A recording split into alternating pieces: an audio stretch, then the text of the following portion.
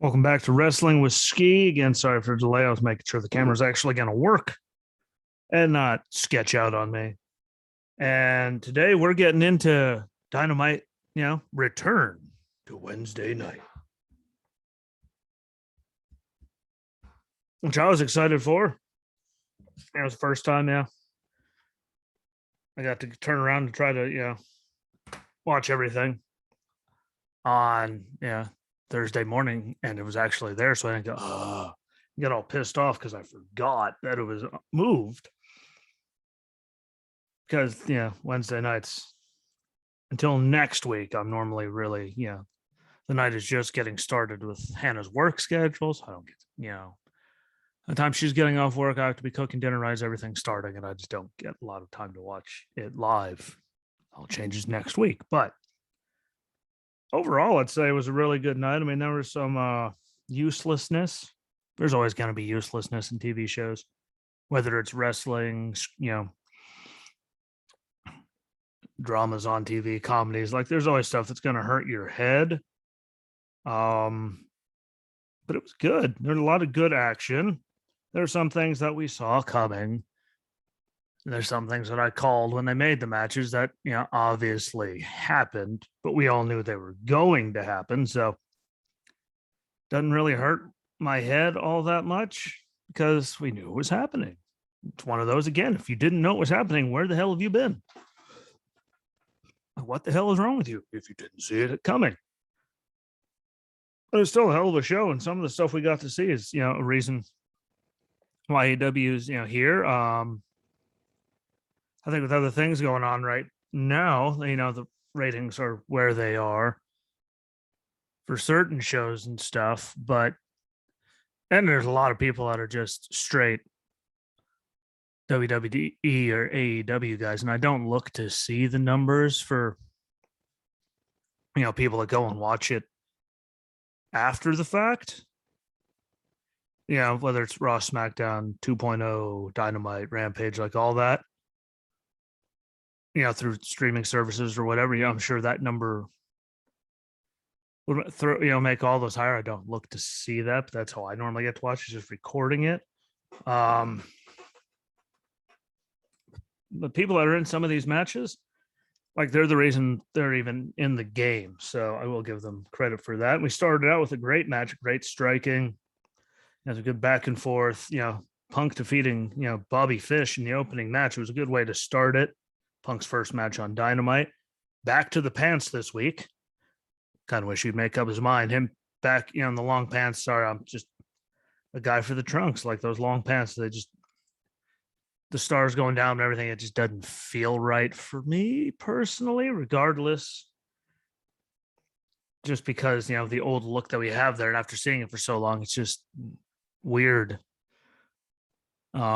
Whatever makes him comfortable and happy. I mean, it could be depending on the match or what. I'm not inside of his head figuring out why he's doing it, but otherwise it was a great match. I mean, again, striking back and forth. It made a lot of emphasis talking about how people are using their forearms and elbows and not their hands so they don't break their hand, which is true.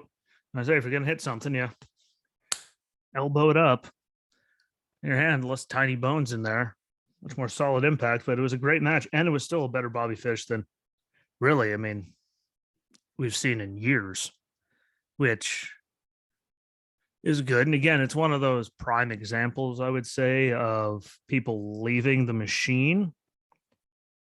And he was in NXT, before the 2.0 started and all that, like it. So he had more freedom there. They would on the main roster, but it was still part of the machine. So, as part of the machine, they're still only going to be able to do certain things. And we've seen it with pretty much everybody that has left the machine. Just the guys that have left, and gone to AEW, regardless of which part of the machine they were part of, whether it was down at NXT or they're on the main roster. Like, you just have more you could do and get away with in AEW as compared to the machine when it comes to your matches, your moves. Obviously, the vocabulary you're allowed to, use is much larger in AEW. And I like this Bobby Fish better than I liked, any version of Bobby Fish in the Machine in NXT. Granted, I still thought he was, really good at what he did. Yeah. And really, for the most part, he was just stuck in that whole in the Undisputed Era thing for just so long. And then when that broke down, I mean, you really barely saw him. So, it's kind of, I say it's a good thing that he's over there now. I really do. I think it's working out great for him. He's showing a better side. I mean, he's not getting any wins, but he was putting on hella good matches. Sooner or later, they have to let him start rolling, wins and all that, because he's just doing too good of matches. But him and Punk did a great way to start out the night. And that's pretty much the point, right? I mean, you want to go out there and have that top that moment, which people are always going to do it just with talent that's on the roster. But that was I mean, there's a lot worse ways to start off a show. You could do it by starting off with 10, 15-minute talking segments. 10 or 15 minutes. I don't know who does that though, but it was a good match. I thoroughly, enjoyed it. Which moved us on to MJF with Wardlow and Sean Spears, who hopefully, it's good to see him doing something after the Ty Dillinger thing, but maybe one day he'll do more with that. But rapidly just beating Bryce Donovan. I mean, I wasn't surprised by it when he came down, and then him getting the mic afterwards. Not surprised when they fake Sting's entrance. That's a super heel thing to do, and he played it off way better than people doing, like a lot of people do, for faking everyone out. And then it finally does happen. Lights, the entrance happens. Sting's back, behind him with the bat, attacks everyone. MJF dips out, and then Darby's there in the corner, right there in the crowd, dressed as the Invisible Man costume, and takes off his face covering mask, whatever you want to call it, and boom, it's Darby, and he goes on the attack. He has a skateboard with thumbtacks in it, so embedded in it. So there you go. That was pretty cool. But they do their thing. MJF does the heel thing and takes off running like a gazelle and lets them get their asses whooped, and that's really sadly their role there. I mean, literally, that's what they're there for.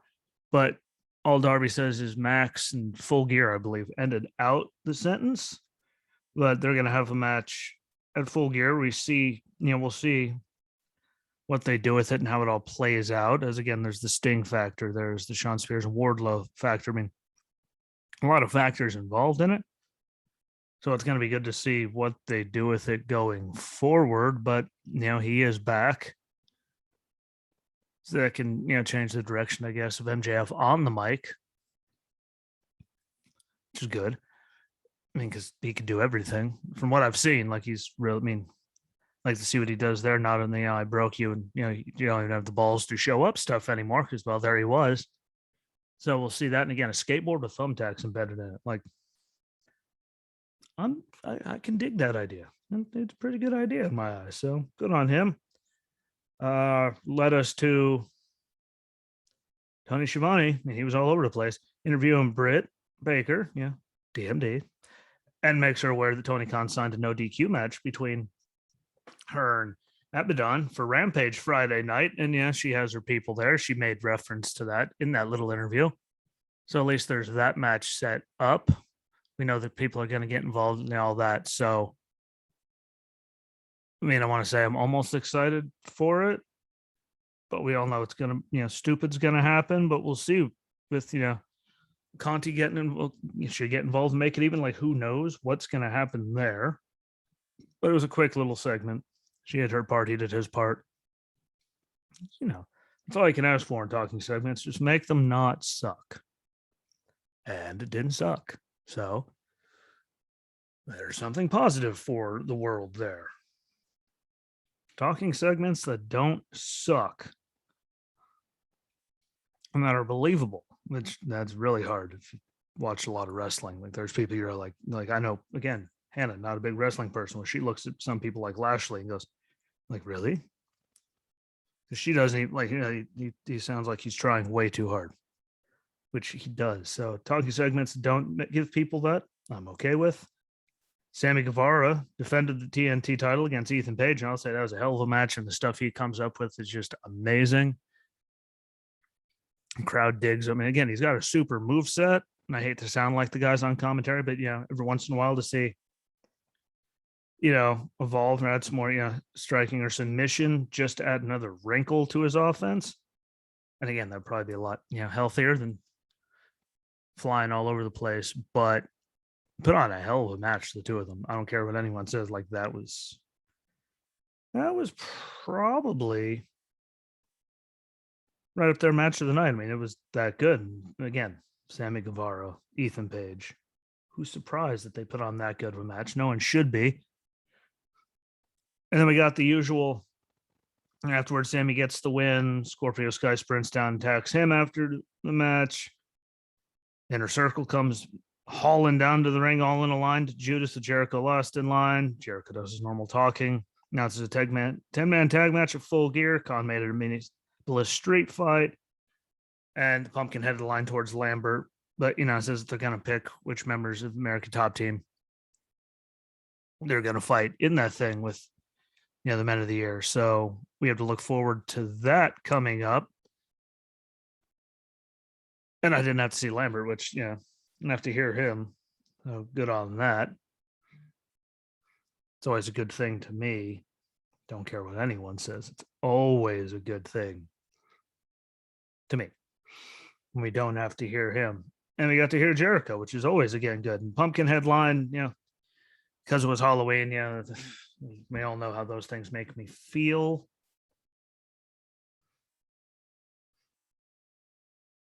So, damn, I mean, I'm just tired of Halloween references and trick or treat. We're gonna have a lumberjack o-lantern match. I mean, just dumb stuff like that always just irks me. But regardless of it, it was a hell of a match between Sammy Guevara and Ethan Page. Sammy always delivers, and it makes it really, enjoyable to watch and worth watching. Really, when people could do that, I think he's super talented, and I think he's, really, I mean, up is the only direction you can go from where he is. But I think he's, now that he's got that TNT championship, the title is going to be, it's really good. I think it's really good for him. I mean, it's a perfect spot. Gives him, a lot of people he can work with. Well, the title picture is so filled right now. I mean, it's full of all kinds of people. So perfect for him. And then, Miro will come back, love match, whatever. But overall, probably the match of the night right there. Stole it, regardless of everything afterwards. Sammy Guevara is a beast. Ethan Page can go. And I enjoyed it. It's led us to the, good promo by Daniel Bryan, Eddie Kingston. Eddie said his piece and walked off. Daniel gave a very Daniel, promo that you'd expect from him with all that fire and the way he delivers it. I mean, that got him so far in WWE. I mean, like he does, I mean, it might seem a lot the same with a bunch of stuff, but he connects with people. People do, love some Bryan Danielson. So while it still sounded very much like the stuff he did in the machine of WWE, like it was still a good promo. He could still talk better than a lot of people, and he connects with people, which is the really like hard thing to do because you can hear people like they got all the belief in themselves and all that, to no end, but they don't connect with anybody.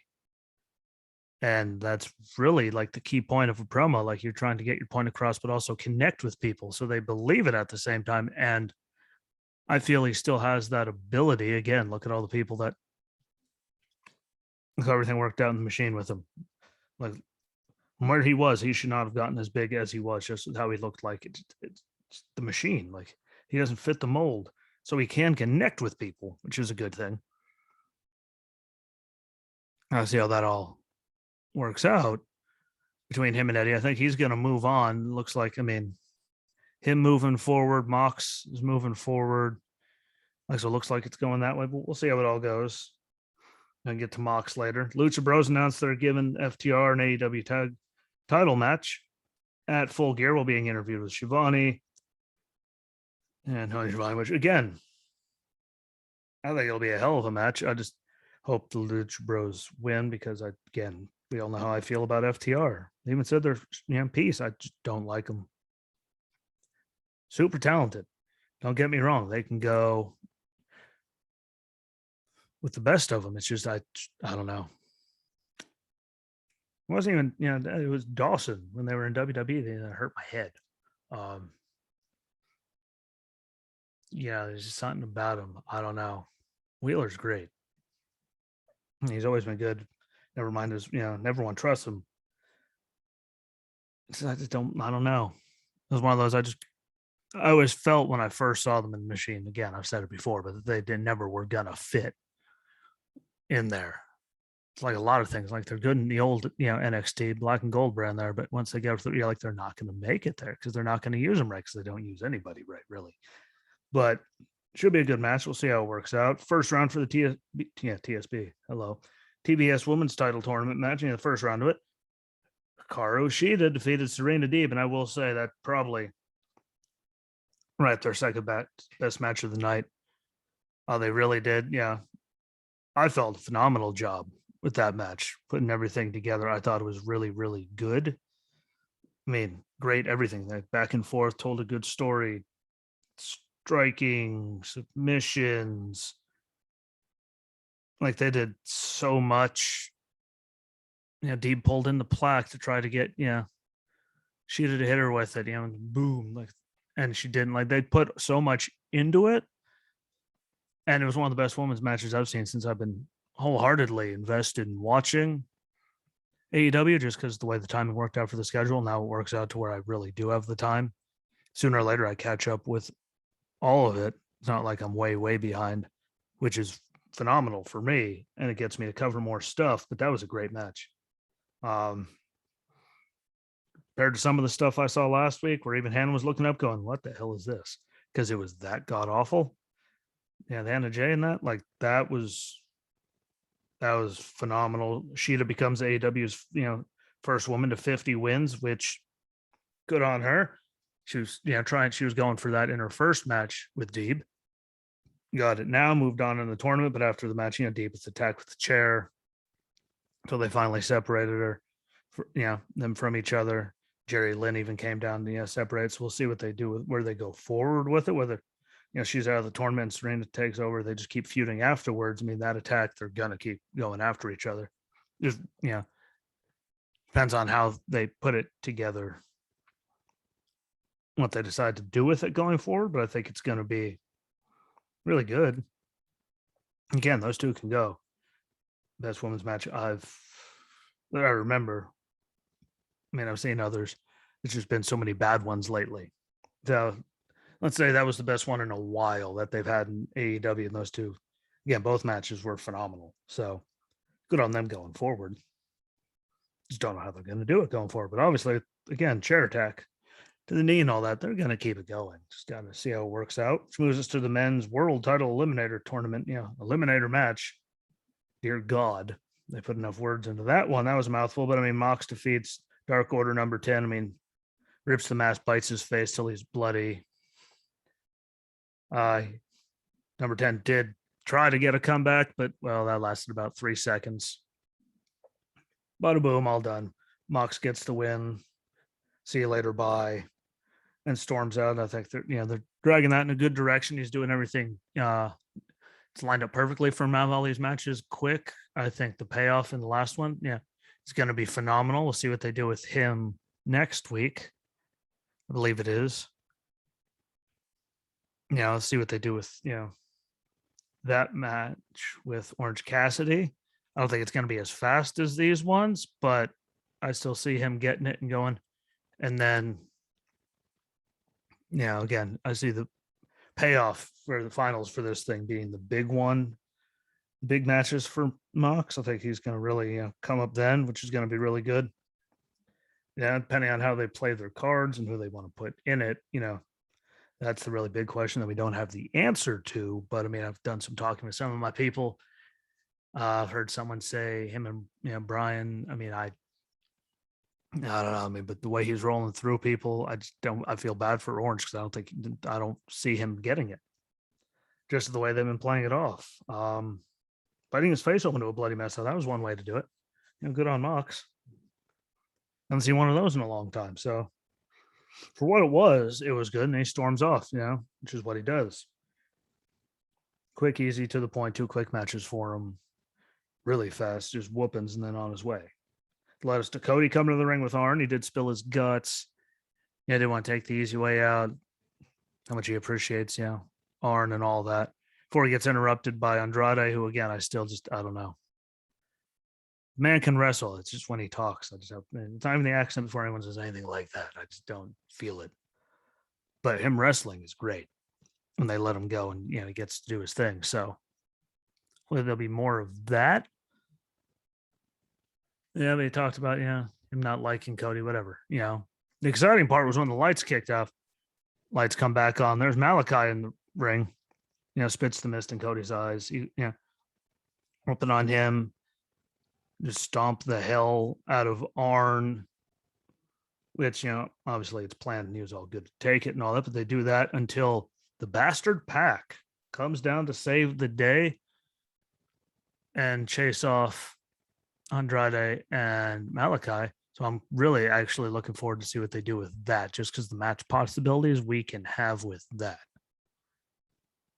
There's lots of, him and Andrade would be good. Him and Malachi would be phenomenal.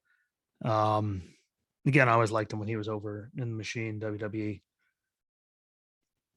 And he was Neville. Him at the end there doing the heel no is at the Neville level. I don't know why they had him drop the title like they did, but I would have left too after that. He was literally on another level compared to everyone else that was around. And even before he was a heel, I liked his work. When he became a heel, this is what he was supposed to be the whole time. You felt that. You're like, yep, that's it right there. That is 100% what he was always meant to be. And he does it, better than very few. I want to see what they're going to do in that Pac, going down to save Cody. What do they do with that? What do they do with, in the matches going forward? Leaves open some great possibilities. Just depends on how they play it all out. And either way, I liked all of them, in the ring, Pac and Malachi. And I loved him when he was Alistair. I thought they killed him when he got to the main roster. Then they finally started using him and they dumped him. So that was the eye thing, though. So I thought that was all dumb. And again, Pac, when he was Neville, he was on fire as a heel until, they had to drop it to Enzo. So I'll never understand that. But I'm really excited to see what he does. Because again, those two right there, just because of their abilities, I always liked them.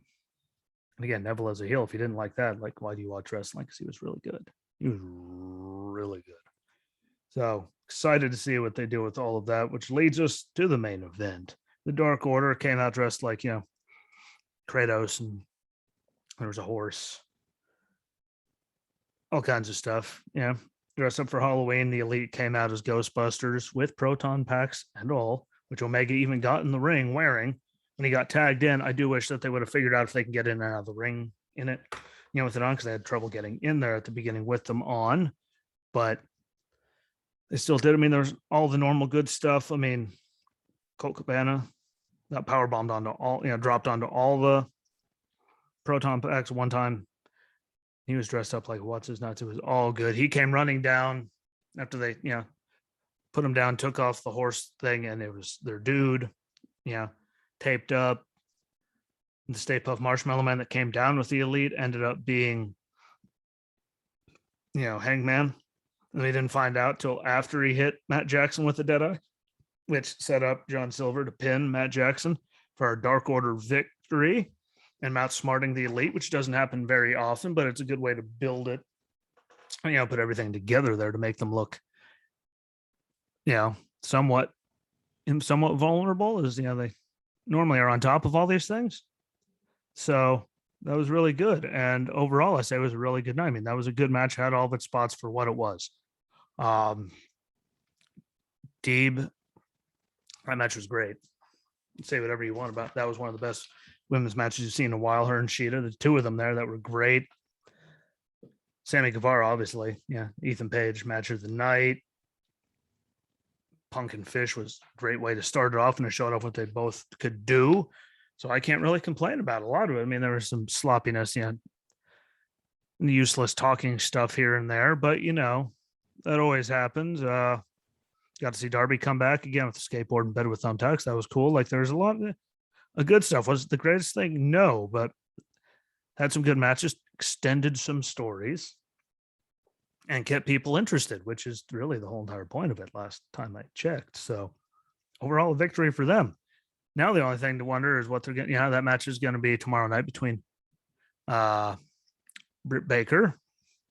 And then look at this before I go and screw up that name, because I know Abaddon. There you go. See, I kept wanting to put the letters backwards in my head. Abaddon, not Audubon. My brain's not good at that, but that'll be good, and see what they do with it. I mean, that's why for them to try to get ratings. I mean, push everything forward, but to help with ratings on that show. I'd like to see the numbers total when they switch everything together, but that's again, when you add Hulu views and like all that, people recording it, the numbers continue. But it was a good night. It pulls it on towards, forward towards Full Gear. Might have started some new stuff, extended stuff. Again, it's all you want. People came back. There was some pointless stuff, but some quick matches, but you knew they were going to be, so you're not upset about it. Like when you see it coming, it's okay. So all good stuff. Also I'm looking forward to tomorrow because the artist formerly known as The Fiend, Mr. Rotunda did put out 2 days out on his social media yesterday, which leads us to tomorrow. So does that mean, what does that mean? It's showing up on AEW? Is he showing up somewhere? It's obviously not Ring of Honor. You got Main Impact. Is he gonna Japan? Is he gonna show up on SmackDown and just choke the life out of someone? I mean, that gives you something to look forward to too. So keep an eye out for that, and to see where all the Ring of Honor people go now, the way they're doing it and letting so much talent go and all that to redo everything. Like waiting to see where that goes. But overall, it was a good night of wrestling. It was a good morning to catch up on it all. I thoroughly enjoyed it.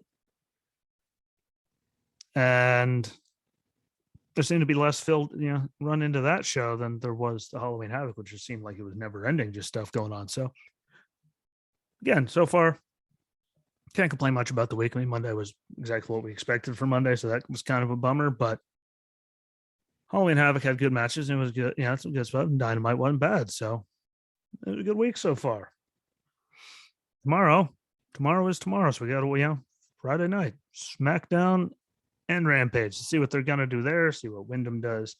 I'm excited about it all, but we're gonna have to wait and see what they do with that. So keep we'll post it as soon as we figure something out on the page. But I appreciate the watch or the listen. If you're watching, I know you're doing it for all that stuff over there. You're not doing it to look at this ugly mug, so I appreciate that. If you're listening, I appreciate that. Remember, follow along on all the platforms, comment on the videos, share them out. Let me know what you think, so it gets, more eyes and ears across all the platforms and gives me feedback. Start some conversations, and be back tomorrow. Who knows what we're going to cover tomorrow, because there isn't anything to watch tonight. So I'll leave that one for a surprise for y'all. And enjoy the rest of your night. Be good to each other. Catch up on all the wrestling for the week if you haven't watched it yet. And until tomorrow, my friends, enjoy yourselves and peace.